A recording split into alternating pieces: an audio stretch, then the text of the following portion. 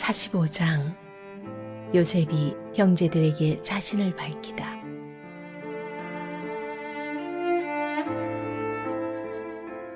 요셉은 더 이상 자신을 억제할 수 없어 자신의 수행원들에게 이렇게 소리쳤다. 물러가라! 다들 물러가라! 요셉은 자기 곁에 아무도 없게 되자 형제들에게 자신이 누구인지를 밝혔다. 그러나 그의 흐느끼는 소리가 너무도 격해서 이집트 사람들에게까지 들렸다. 그 소식은 곧 바로의 궁에도 전해졌다. 요셉이 자기 형제들에게 말했다. 내가 요셉입니다. 정말 내 아버지께서 아직도 살아계십니까?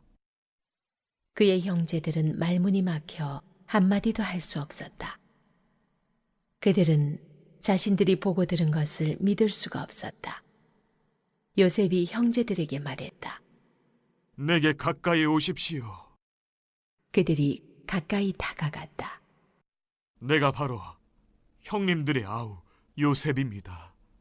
형님들이 이집트에 팔아넘긴 그 요셉입니다. 저를 팔아넘겼다고 괴로워하지도 말고 자책하지도 마십시오.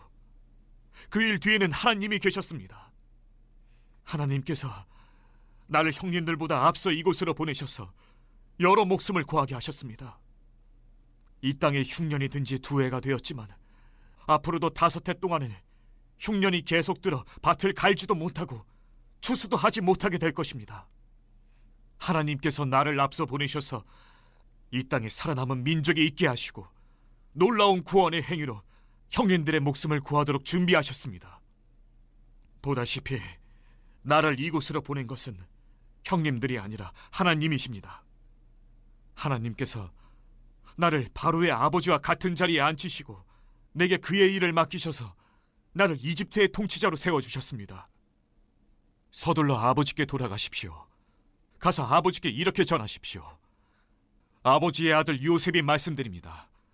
저는 이집트 온 땅의 주인입니다. 되도록 빨리 이곳으로 오셔서 저와 함께 지내십시오. 아버지께서 저와 가까이 계실 수 있도록 제가 고센 땅에 지내실 곳을 마련해 놓겠습니다. 아버지와 아버지의 아들들과 손자들, 그리고 아버지의 양떼와 소떼와 아버지의 모든 재산을 가지고 오십시오. 제가 그곳에서 아버지를 극진히 모시겠습니다.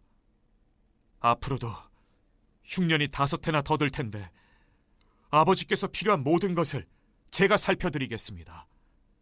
아버지와 아버지께 딸린 모든 식구를 제가 보살피고 부족한 것이 하나도 없게 해드리겠습니다. 하고 말씀해 주십시오. 나를 보십시오. 내가 내 입으로 형님들에게 이 모든 말을 하는 것을 형님들은 물론이고 내 아우 베냐민도 직접 보고 있습니다. 내가 이집트에서 차지하고 있는 높은 지위에 대해 아버지께 말씀드리고 형님들이 이곳에서 본 것을 하나도 빠짐없이 말씀드려 주십시오. 하지만 오래 지체하지 말고 서둘러 아버지를 모시고 이곳으로 내려오십시오. 그러고 나서 요셉은 자기 아우 베냐민의 목을 껴안고 울었다. 베냐민도 요셉의 목을 껴안고 울었다. 요셉은 형들과도 한 사람씩 입을 맞추며 부둥켜 안고 울었다. 그제야 형들도 요셉과 이야기를 나눌 수 있게 되었다. 요셉의 형제들이 왔다는 소식이 바로의 궁에 전해졌다. 그 소식을 듣고 바로와 그의 모든 신하가 기뻐했다. 바로가 요셉에게 말했다. 그대의 형제들에게 전하시오. 너희 짐을 짐승들의 등에 싣고 가나안으로 가서 너희 아버지와 너희 가족들을 데리고 이곳으로 돌아오너라. 내가 너희를 이집트에서 가장 좋은 땅에 자리 잡고 살게 해주겠다. 너희는 그 땅에서 나는 기름진 것을 먹고 살게 될 것이다. 그들에게 이 말도 전하시오. 나는 너희가 이렇게 하기를 바란다. 너희 아이들과 아내들을 태워올 수 있도록 이집트에서 마차 몇 대를 가져가거라. 마차에 너희 아버지를 모시고 돌아오너라. 이집트 온 땅에 있는 가장 좋은 것이 너희 차지가 될 것이니 아무 걱정 말고 살림살이는 두고 오너라. 이스라엘의 아들들은 바로가 하라는 대로 했다. 요셉은 그들에게 바로가 약속한 대로 마차를 내주었고 돌아가는 길에 먹을 양식도 주었다. 그는 형들에게 새로 만든 옷을 마련해주고 베냐민에게는 은화 300개와 옷 여러 벌을 주었다. 아버지에게는 이집트의 특산물을 실은 나귀 10마리와 오는 길에 먹을 양식으로 곡식과 빵을 실은 또 다른 나귀 10마리를 선물로 보냈다. 요셉은 형제들을 떠나보냈다. 요셉은 그들이 떠나갈 때 이렇게 당부했다. 오가는 길에 마음을 편히 하시고 서로 사이좋게 지내십시오. 그들은 이집트를 떠나 가나안 땅에 있는 아버지 야곱에게로 돌아갔다. 그들이 말했다. 요셉이 지금까지 살아 있습니다. 그는 이집트 온 땅을 다스리는 사람입니다. 야곱은 말문이 막혔다. 그는 자신의 귀를 의심했다. 그러나 요셉이 한 말을 아들들에게서 다 전해 듣고 또 요셉이 자기를 태워오라고 보낸 마차를 보자 그제야 혈색이 돌아왔다. 그들의 아버지 야곱이 기운을 차린 것이다. 이스라엘이 말했다. 내 아들 요셉이 지금까지 살아있다는 말은 충분히 들었다. 그러니 내가 가서 죽기 전에 그 아이를 봐야겠다.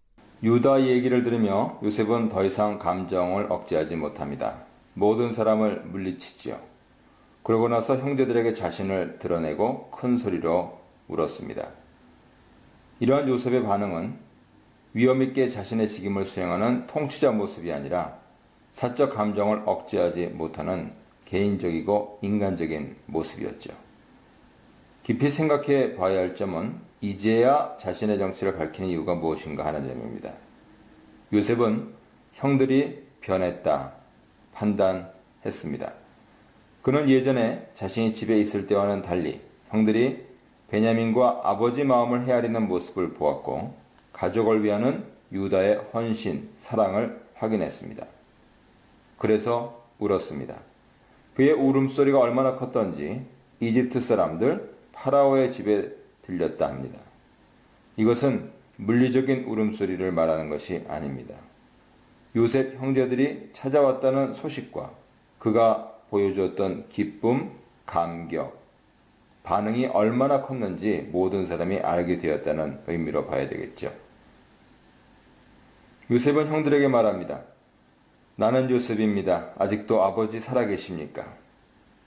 내 아버지가 살아계시냐 말하는 것은 몰라서 하는 말이 아닙니다. 이미 아버지 생존을 확인했고 유다말을 통해서 다시 알고 있었습니다. 이렇게 말하는 것은 자신의 아버지의 생존을 확인하는 것이죠. 아버지에 대한 호칭도 너희의 아버지가 아니라 내 아버지라 합니다. 자신의 정체성을 드러냄과 동시에 아버지의 생존을 묻는 이 질문을 통해서 자신의 정체성을 다시 한번 강조해 주는 것이죠. 형들은 어리둥절했습니다. 대답할 말이 없었습니다. 잃어버린 형제를 찾은 기쁨이 아니라 자신들이 버린 형제로부터 당하게 될 일에 대한 두려움 때문이었겠죠. 이런 형제들에게 요셉이 말합니다. 제발 내게 가까이 오십시오. 자신이 그들을 해롭게 하지 않을 것이라는 암시입니다. 두려움 없이 자신을 대하라는 표시입니다. 형제들은 요셉에게 가까이 갑니다. 요셉은 말을 이어갑니다. 나는 당신들이 이집트에 팔았던 당신들의 아우 요셉입니다. 격려 위로가 될 수도 있고 위협이 될 수도 있습니다. 하지만 다음에 이어지는 말은 격려와 위로의 말입니다. 그러나 이제는 당신들이 나를 이곳에 판 것을 괴로워하거나 자책하지 마십시오. 이어서 말합니다. 참으로 생명을 보존하시려고 하나님께서 당신들보다 앞서 나를 보내셨습니다. 여기서 이 말을 강조할 때 형들을 안심시키려고 하는데 주안점이 있기보다는 이 모든 일의 주체가 누구인지 깨닫게 하는 데 있습니다. 즉 하나님께서 주체시라는 것이죠. 하나님은 생명을 보존하시려고 요셉을 이집트로 형들보다 앞서 보내셨습니다.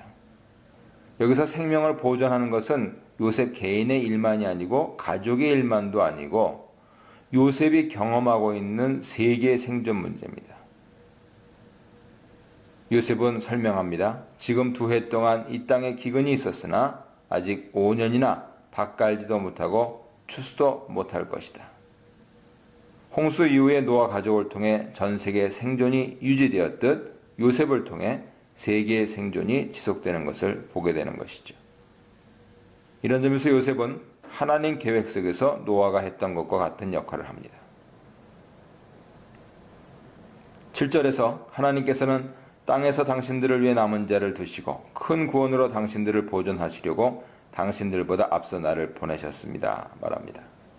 하나님이 남은 자로 자신을 먼저 보내셔서 형들을 생존 가능하게 하셨다는 뜻이지요.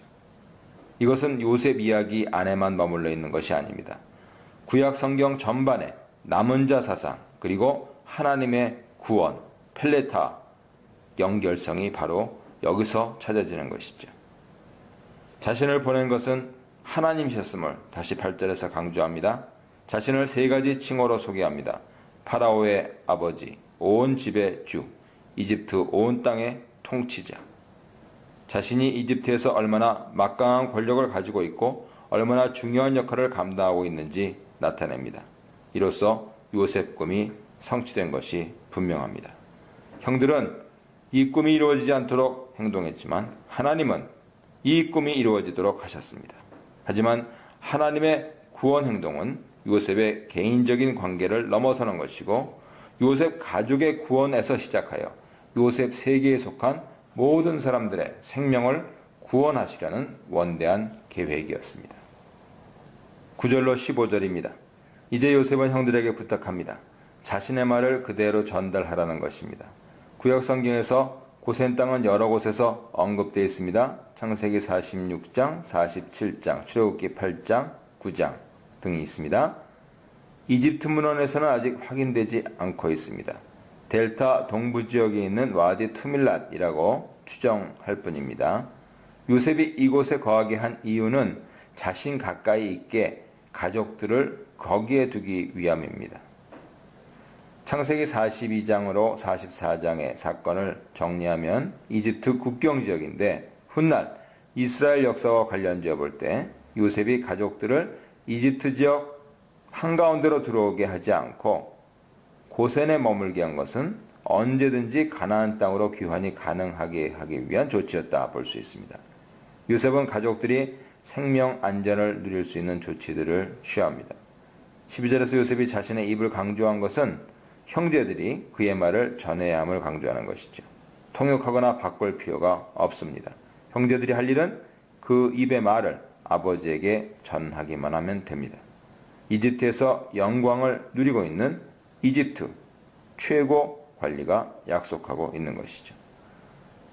요셉은 먼저 아우 베냐민의 목을 안고 옵니다. 베냐민도 마찬가지로 목을 끌어안고 울었습니다. 다음으로 형들과도 입을 맞추며 부둥켜 안고 울었습니다. 그들은 그동안 다 하지 못한 이야기를 나눕니다. 비로소 요셉과 형들이 형제답게 이야기하는 모습. 37장 4절에서 막혔던 관계가 풀리고 있는 것이죠. 이 문단에서는 바로의 환대, 다투지 말라는 부탁, 야곱의 소생에 대해서 묵상해 보시기 바랍니다. 16절로 20절입니다. 파라오와 신하들은 요셉 형들이 왔다는 소식을 좋게 여깁니다. 기뻐하다. 이거는 직역하면 누구누구 눈에 좋게 보이다 뜻입니다. 요셉이 파라오의 꿈을 해석한 내용을 듣고 보인 반응과 같습니다. 파라오는 호의적인 반응에 그치지 않고 요셉 가족을 위해 적극적으로 행동합니다. 요셉으로 하여금 형들에게 자신의 말을 전하게 합니다. 야곱, 이스라엘의 가족들이 이집트에 내려와 정착하도록 배려한 것이죠. 야곱 일가에게 애굽 좋은 땅을 주리니 나라에 기름진 것을 먹으리라 말합니다. 파라오는 야곱 일가에게 좋은 땅과 기름진 것을 주겠다고 약속하고 있는 것이죠. 최상의 호의를 가지고 야곱 일가를 초청하고 있는 것입니다. 애굽의 좋은 땅이라고 번역된 부분에 대한 히브리어 표현은 에트 투브 예레츠 미스라임입니다. 직역하면 이집트 땅에 좋은 것입니다. 이집트 땅에 좋은 것 혹은 이집트의 좋은 땅인지 그곳이 어딘지는 분명치 않습니다.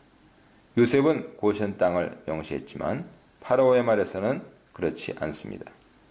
47장 6절에 가서야 고센 땅으로 드러나죠.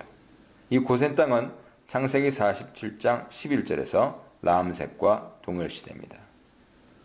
거기서 나라의 기름진 것을 먹을 것이라고 합니다. 나라의 기름진 것에 해당하는 히브리 표현은 헬레브 하하렛입니다. 직역하면 이 땅의 기름입니다. 기름에 해당하는 히브리 낱말 헬레브는 전이된 의미로서 가장 좋은 것을 의미합니다. 실제로 기름은 희생제물의 가장 좋은 부분으로서 하나님께 드리는 희생제사에서 핵심 요소죠. 파라오는 야곱 일가가 안전하게 이집트에 올 수 있도록 수레도 제공합니다. 그러면서 가나안 땅에서 쓰던 물건들에 대한 미련 갖지 말라고 말합니다. 이집트에 오면 이집트 좋은 것들이 그들 것이 될 것이라고 말합니다. 21절로 28절입니다. 이스라엘 아들들이 그대로 할세. 파로의 명령과 요셉 그리고 그 형제들이 명령을 실행한 내용을 이어줍니다. 이스라엘의 아들들은 요셉을 포함한 12명 아들들입니다. 요셉은 파라오 명령대로 형제들에게 수레와 양식을 제공하죠. 뿐 아니라 형들과 베냐민에게 선물을 줍니다. 형들에게는 옷을 한 벌씩 주는데 베냐민에게는 5벌 옷에 은 300에 많은 돈을 줍니다. 아브라함이 에브론 밭을 400에 주고 산 것을 생각해 보십시오. 이것은 요셉에게 베냐민을 향한 특별한 애정이 있음을 그대로 드러내는 것이죠. 요셉은 형제들에 의해 은 20에 이스마엘 사람들에게 팔렸습니다. 은 300은 자신이 팔렸던 몸값 15배입니다. 그런데 15배라는 것은 형제들과 베냐민이 받은 옷의 수입니다. 그러니까 자신 몸값에 형제들이 받은 옷의 수를 곱한 금액 20 곱하기 10 더하기 20 곱하기 5는 300. 그렇게 베냐민에게 준 것이죠. 아버지 선물도 잊지 않습니다. 요셉은 순나기 열필에 이집트 좋은 것들을 가득 실어보내고 암나기 열필에 길에서 먹을 양식들을 실어보냅니다. 형들에게 마지막으로 길에서 다투지 말라 조언합니다. 많은 것을 암시하고 있죠. 지금까지 일에 대한 시시비비를 가리는 다툼을 하지 말라 하는 의미일 수도 있고 베냐민을 편애하는 것에 대한 불만을 갖지 말라는 말일 수도 있습니다. 아버지를 만나기에 앞서서 그들이 갖게 될 심리 동요를 지적하는 말일 수도 있습니다. 요셉 형제들이 심리적인 동요를 느끼게 했던 이유 가운데 하나는 그들이 아버지에게 죽었다고 생각했던 요셉이 살아있음을 알릴 때 지난날 자신들이 저질렀던 잘못을 말하지 않을 수 없기 때문이지요. 어쨌든 이제 요셉 형제들은 과거의 잘못된 역사를 청산하고 새 시대의 아들들로서 행동해야 했습니다. 요셉 형제들의 여행과 형제들의 말에 대해서는 매우 짧게 보도되어 있습니다. 대신 형제들의 말에 대한 야곱 반응이 부각되었죠. 요셉 형제들은 우선 요셉이 아직 살아있어 이집트 총리가 되었다 말합니다. 여기서 총리는 모시엘입니다. 직역하면 통치자란 뜻이죠. 압달락에서 요셉이 3가지 명칭으로 자신을 소개할 때 마지막에 사용했던 표현입니다. 이에 대해 야곱은 불신으로 인한 감각 마비 반응을 보입니다. 엄청난 충격이었죠. 그토록 사랑했던 아들이 지난 20여 년 동안에 죽은 줄로만 알고 있었는데 지금 살아있다는 소식을 들었을 때 믿기 어려웠을 것이고 그것도 이집트의 통치자가 되어 있다는 것은 더더욱 믿기 어려웠을 것입니다. 그리고 아마도 요셉의 생존 소식을 알릴 때 자신들이 요셉에게 행했던 이 일들을 형제들이 이야기한다면 기절초풍할 것입니다. 요셉의 형제들은 계속해서 말하라고 일러준 말을 모두 전합니다. 야곱은 아들들의 말들을 믿지 못하다 요셉이 보내준 수레를 보고야 그들 말이 사실임을 믿게 됩니다. 그리고 나서 그의 영이 살아났습니다. 이제야 감각을 되찾고 정신을 차리게 된 것이죠. 여기서 그의 영이 살아났다 하는 것은 창세기 37장 35절에서 요셉의 죽음을 인지한 야곱이 위로받기를 거절했던 모습, 스올로 내려가겠다는 모습과 대조되는 것이죠. 요셉의 상실로 인해 슬픔과 절망으로부터 이제 회복과 기쁨을 경험하는 것이죠. 그때는 내가 슬퍼하며 스올로 내려가 아들에게로 가리라 했지만 이제는 조카도다. 내 아들 요셉이 지금까지 살아있으니 내가 죽기 전에 가서 그를 보리라. 다시금 야곱의 죽음에 대한 주제가 나오죠. 야곱은 자신의 죽음에 대해 언급하면서 요셉의 생명과 연관시킵니다. 요셉의 삶과 야곱의 죽음이 서로 밀접하게 연관되어 있는 것이죠. 이제 야곱은 죽음에 대한 두려움 없이 살아있는 요셉을 만나러 갈 수 있습니다.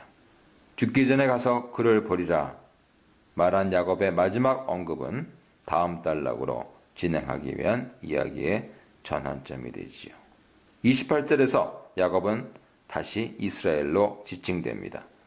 요셉의 생존 소식을 들은 야곱은 이제 12아들의 아버지가 되었습니다. 12아들의 아버지가 된 야곱은 12지파의 조상으로서 이스라엘이라 불릴 수 있습니다.